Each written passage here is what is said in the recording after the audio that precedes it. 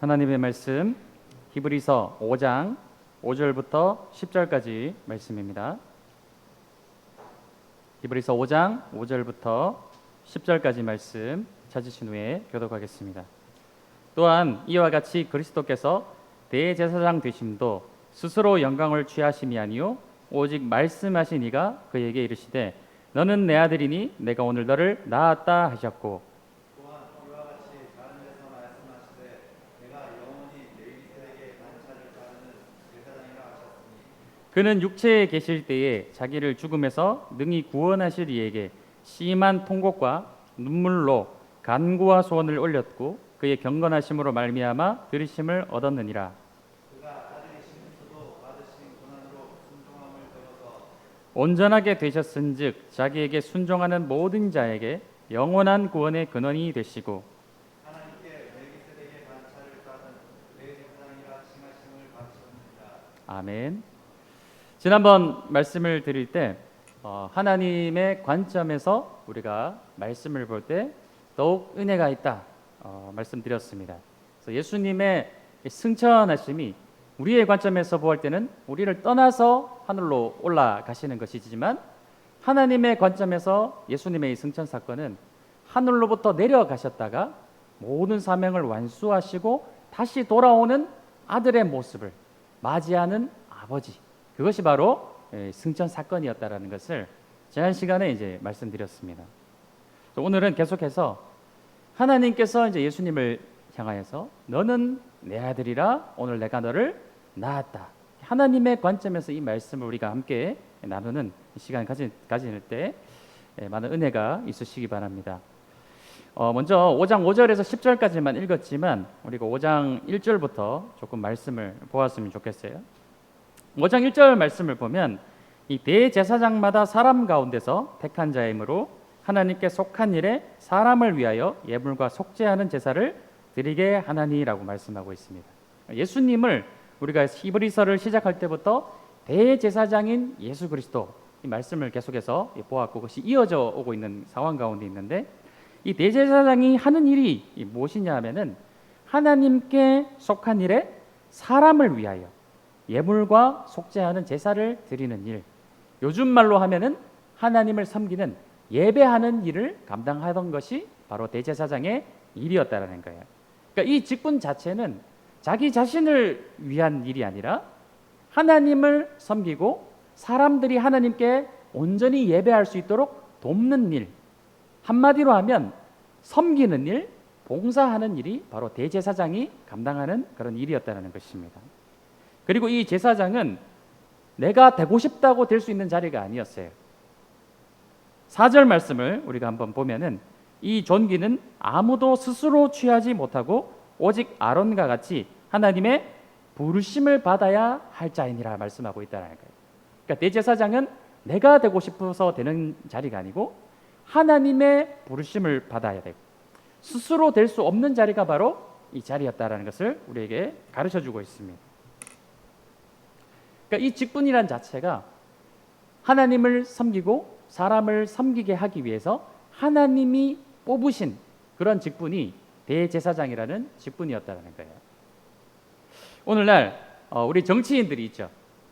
오늘 장로님께서 정치인들을 위해서도 위정자를 위해서도 기도해 주셨는데, 정치인들을 우리가 뽑습니다. 우리가 투표권을 행사해서 이 사람들을 뽑아요. 뽑아 놓으면 이 사람들이 나라를 위해서, 백성을 위해서 섬기라고 봉사하라고 우리가 그 자리를 준 것이죠. 근데 그렇게 하라고 뽑았더니 그 일은 감당하지 않고 자기를 위한 일들을 하게 된다면 우리는 그 사람을 향한 신뢰를 잃어버리게 되고 다음에는 절대 그 표를 그 사람에게 주지 않을 것입니다. 마찬가지로 하나님도 이 일을 하게 하기 위해서 하나님이 뽑으신 자리라는 거예요. 근데 하나님이 뽑은 이 직분자가 그 일을 감당하지 않고 자신을 위한 일을 하게 될 때 하나님은 그 사람을 버리시는 것을 우리가 성경의 역사를 통해서 보게 된다는 것이죠. 오늘 신약 시대가 되었습니다. 교회 시대가 되었어요.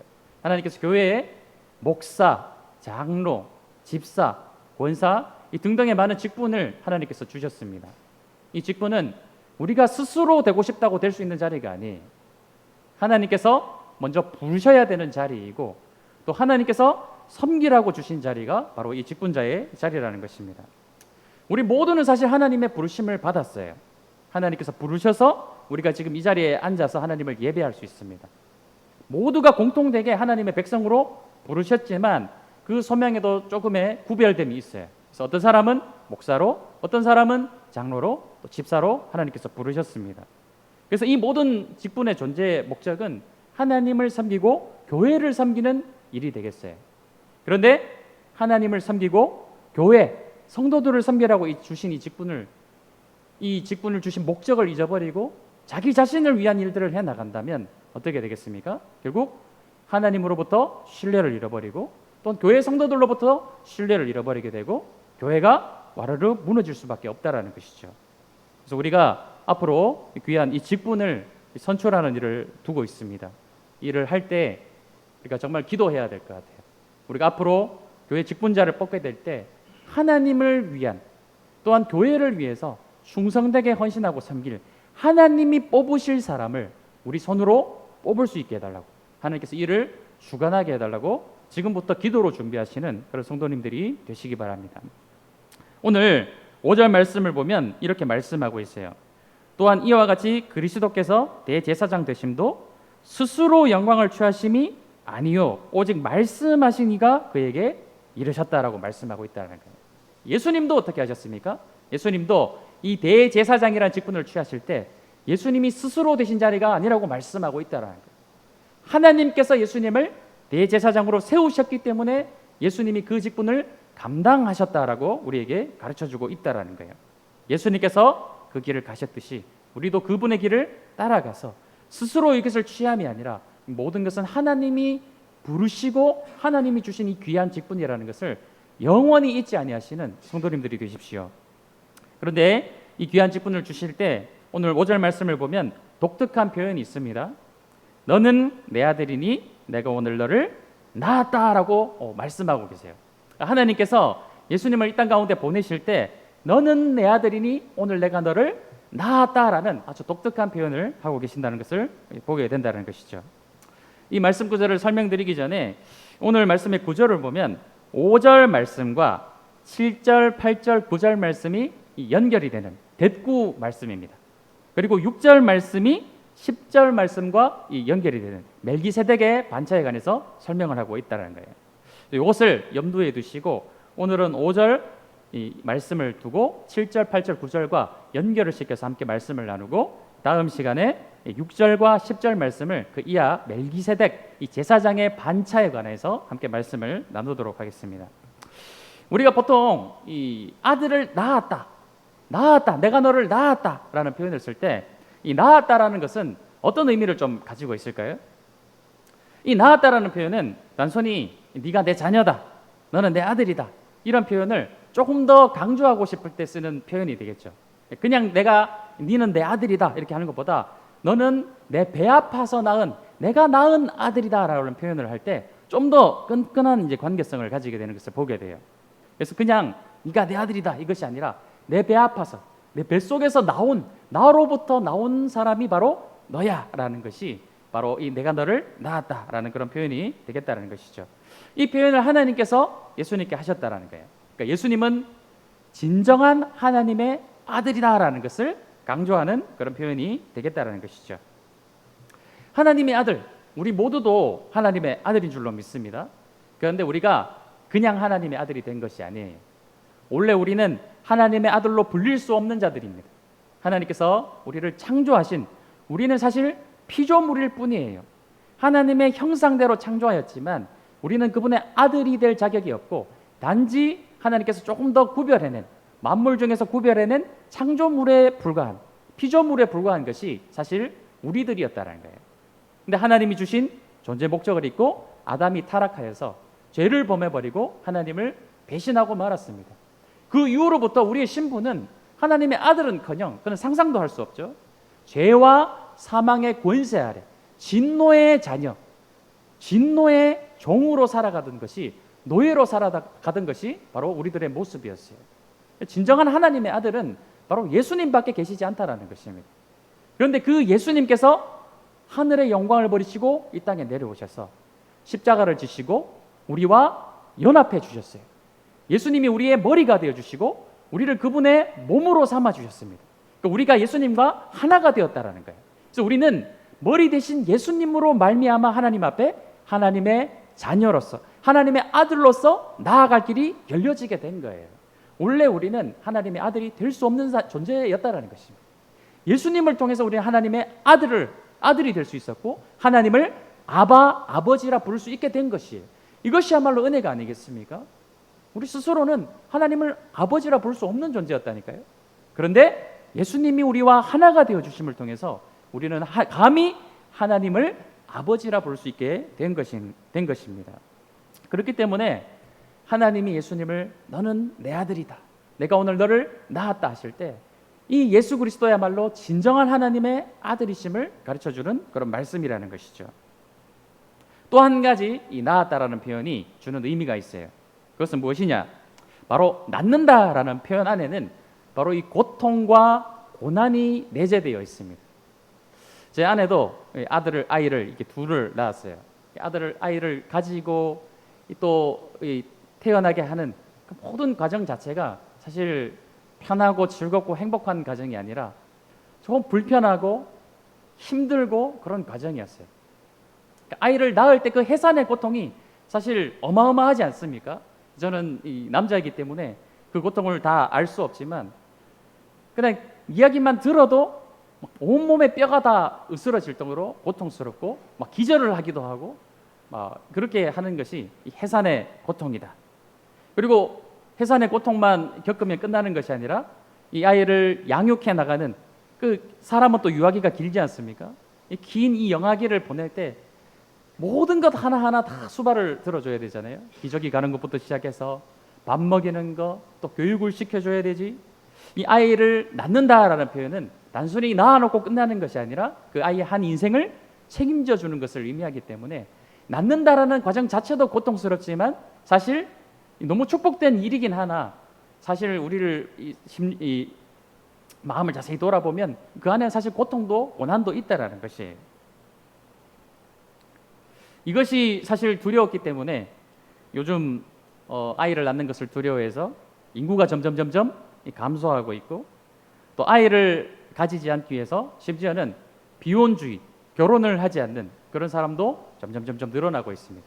결혼을 해서 아이를 낳으면 그만큼 책임져야 될 일이 많고 이 경제적인 부담과 여러 가지 이제 고통이 따라오기 때문에 점점 결혼을 기피하게 되고 아이를 갖지 않으려고 하는 그런 이제 풍속을 우리가 이제 보게 된다는 것이죠.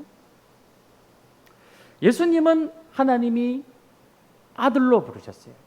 근데 그냥 단순히 예수님을 하나님의 아들이라 하신 것이 아니라 오늘 표현해 보면 하나님이 예수님을 이 땅에 보내실 때 바로 이 표현을 쓰고 있다라는 거예요.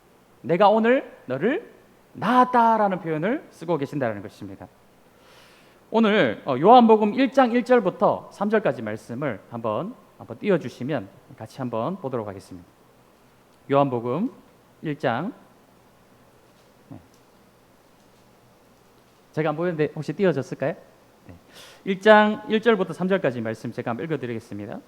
태초에 말씀이 계시니라 이 말씀이 하나님과 함께 계셨으니 이 말씀은 곧 하나님이시니라 그가 태초에 하나님과 함께 계셨고 만물이 그로 말미암아 지은 바 되었으니 지은 것이 하나도 그가 없이는 된 것이 없느니라. 여기서 나오는 말씀이 바로 태초부터 함께 하나님과 계셨던 예수님을 말씀하고 있는 것이죠.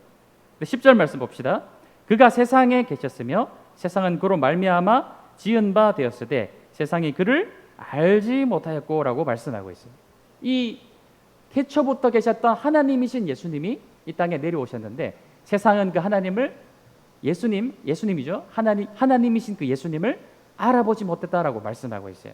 그러니까 예수님은 누구시냐 하면은 하나님이 예수님을 이 땅에 보내셨기 때문에 그 아들이 예수님이 아들로 불려진 것이 아니라 원래부터가 이 땅 모든 만물이 이루어지기 전부터 하나님의 아들로서 예수님은 존재하셨다는 거예요. 근데 그 아들 예수님이 이 땅 가운데 내려오셨다는 것을 우리에게 가르쳐주고 있다는 거예요. 그러니까 하나님이셨던 그분을 하나님이 이 땅에 보내신 거예요. 그때 표현을 낳았다라는 표현을 쓰고 계신다는 것입니다. 제가 첫째 딸을 가질 때 이야기를 조금 나눠드리고 싶어요. 이런 표현으로 하나님께서 예수님을 이 땅에 보내셨다는 것을 완벽하게 이해할 수는 없지만 조금이라도 이해하시기 쉽도록 도와드리기 위해서 제가 잠시 저의 이야기를 나눠드리도록 하겠습니다. 처음에 이제 결혼을 해서 아이를 가지고 싶었는데 3년 동안 아이가 가져지지 않았어요. 아마 하나님께서 허락지 않으셔서 대구에서 이제 결혼을 해가지고 결혼 생활을 하는데 아이가 가져지지 않았어요. 그 과정에서 제가 너무 그 말씀을 배우고 싶어가지고 서울에 있는 한 목사님이 말씀 사역을 너무 잘하신다 하셔서 그 교회 마침 사역자를 구한다 해서 과감하게 이제 서울로 가기로 결심을 했습니다.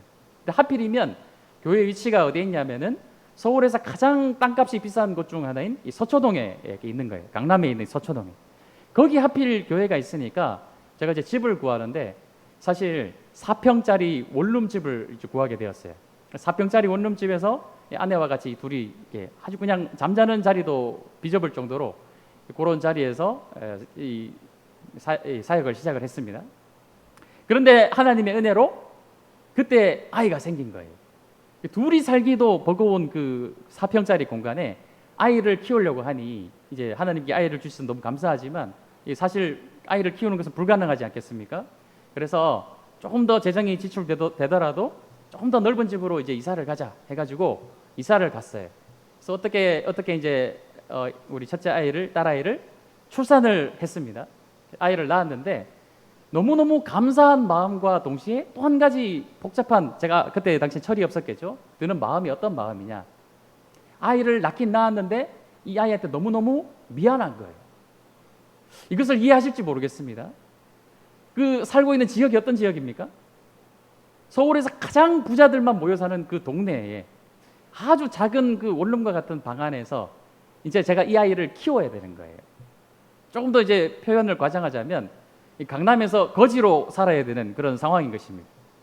근데 제가 딸아이를 너무 사랑해서 낳았지만 이 아이를 앞으로 키울 생각을 하니까 낳아서 너무 사랑스럽고 귀한 딸이지만 또 한편으로 너무너무 미안한 거예요. 앞으로 이 아이가 이 지역에서 살아가게 된다면 정말 거지처럼 살아야 될 텐데, 야 너네 집 어디야 하면은 부끄러워서 차마 우리 집 어디라고 말도 못한, 친구들은 다 강남에 있는 아파트에 살고 있는데 이 초등학교에 유치원에 초등학교 다니면서 우리 집은 어디야라고 차마 말도 꺼내기 어렵고, 친구들이 입는 옷이나 이런 것을 따라갈 수 없는, 그냥 주는 대로 얻어 입혀야 되는 그런 곳에서 제가 아이를 그만 낳아버린 것이 너무 미안한 거예요. 그래서 제가 이 드라마 제목에 그런 게 있었던 것 같습니다. 그 드라마를 제가 보지 못해서 정확한 뜻은 이해하지 못하지만 제 나름대로 이 말을 해석하게 되었어요. 미안하다, 사랑한다, 이런 말을 혹시 들어보셨습니까? 그 말이 무슨 말인지 제 나름대로 해석이 되더라고요. 사랑해서 낳았지만 너무너무 그냥 미안한 거예요. 그래서 제가 할 수 있는 것이 뭐 있겠습니까? 기도하는 것이죠.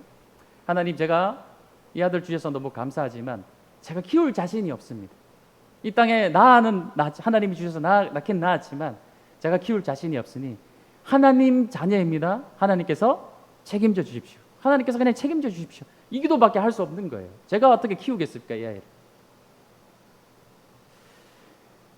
하나님이 예수님을 이 땅 가운데 보내실 때 이런 마음이셨을 거예요. 하나님이 사람을 창조하시고 하나님의 목적대로 이 인간을 만드셨는데 이 인간들이 사람을 배신해버리고 죄를 지었어요. 그런데 이 인간들을 사랑하기 때문에 구원은 해야 되겠는데 다른 방법이 없는 거예요.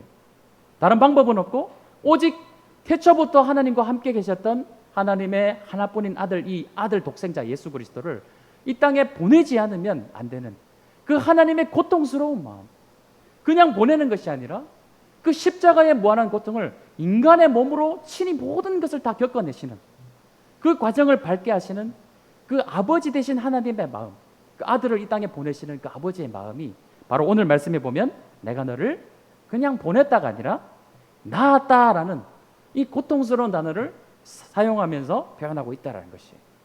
하나님이 예수님을 그냥 보내신 것이 아니에요. 예수님이 오고 싶어서 이 땅에 내려오신 것이 아니에요. 그 해산의 고통으로 아버지께서 아들을 이 땅에 보내신 사건이 바로 예수님이 이 땅에 오신 사건인 줄로 믿습니다. 그런데 이렇게 이 땅에 보내주신 예수님께서 그 직분을 어떻게 감당하셨습니까? 7절 말씀해 보면 그는 육체에 계실 때 자기 죽으면서 능히 구원하실 이에게 심한 통곡과 눈물로 간구와 소원을 올렸다라고 말씀하고 있어요. 또 9절에 보면은 8절에 보면 그가 아들이시면서도 받으신 고난으로 순종함을 배워서 온전하게 되셨다라고 말씀하고 있어요. 이렇게 하나님께서 보내셨는데 예수님은 그 모든 것에 하나님께 고통의 눈물로 하나님께 호소하며 기도하는 그 예수님의 모습을 한번 생각해 보십시오. 우리가 너무나도 잘 알고 계시죠? 겟세마네 동산에서 예수님께서 피와 눈물로 피가 땀방울이 될 정도로, 땀방울이 피가 될 정도로 기도하셨어요. 그때 예수님의 기도를 기억하십니까? 아버지여, 할 수만 있다면 이 잔을 내게서 옮겨주십시오. 그런데 거기서 기도가 끝나는 것이 아니라 나의 원대로 마옵시고 아버지의 원대로 하옵소서 기도하시는 예수님을 보게 되는 것이죠. 예수님의 입장에서 이 기도의 말씀은 우리가 너무나도 사실 많이 생각해 보지 않았겠습니까? 그런데 이 기도를 들으시는 하나님 아버지의 입장에서 한번 생각을 해볼까요? 이 세상에서 가장 큰 불효가 무엇이냐라고 할 때 아버지, 어머니, 부모님보다 자식이 먼저 가는 것이 가장 큰 불효라고 이야기를 해요. 의학적으로, 정신학적으로도 인간이 겪을 수 있는 가장 심적인 고통 중에 최고의 고통이 무엇이냐? 자기 자녀가 죽는 모습을 지켜보는 것이 세상에서 가장 우리가 마음으로 겪을 수 있는 큰 고통이라고 이야기를 하더라고요. 의사가 이야기한 것입니다. 예수님이 하나님께 이렇게 기도하세요. 아버지, 저 십자가의 고통 할 수만 있다면 좀 피하게 해주십시오. 그런데 아버지 뜻이니까 아버지의 뜻대로 하겠습니다. 이렇게 아들이 이야기할 때 그 아들을 그 길을 피하게 해주지 못하고 등을 떠밀어서 그래, 미안하다. 아들아, 미안하다. 네가 그 길을 가야만 내가 사랑해서 만든 이 인간들을 구원할 수 있다. 어떻게 하겠냐? 너가 그냥 어쩔 수 없지만 그 길을 가야 되겠다. 이렇게 등을 떠밀 수밖에 없는 그 아버지의 고통스러운 마음이 바로 오늘 5장 5절 말씀에 너는 내 아들이니 내가 오늘 너를 낳았다라고 말씀하고 있는 이런 말씀인 줄로 믿습니다. 아들이 십자가의 길을 앞에 두고 울면서 부르짖을 때 그것도 자신을 말을 잘 듣고 막 이쁜 존재가 아니에요. 죄만 짓고 하나님을 늘 배신한 이 인간들을 위해서 그 하나뿐인 독생자를 그 십자가의 길로 등 뛰밀려서 보내야 되는 그 아버지의 마음을 우리가 생각할 때 우리가 이 예배 자리에 나올 때 그냥 나오시면 안 되겠죠. 그 하나님의 그 사랑을 생각하면서 그 하나님의 놀라운 은혜를 기억하면서 하나님께 진정으로 나아가시고 그냥 감사가 아니라 정말 내가 할 수 있는 최선의 감사를 하나님 앞에 드리면서 또 하나님의 그 하신 놀라운 일들을 찬양할 때 진정으로 전심으로 중심으로 찬양하시면서 주님 앞에 나아가시는 그런 하나님의 귀한 자녀들이 되십시오. 그때 하나님이 우리들을 아들로 삼아주시고 하나님이 우리를 딸로 삼아주신 것이 하나님께 귀한 일이 되지 않겠습니까? 이 일을 생각하시면서 이 한 주간 하나님께서 우리에게도 이렇게 말씀하고 계십니다. 너는 내 아들이다. 너는 내 딸이다. 너도 역시 내가 낳았다.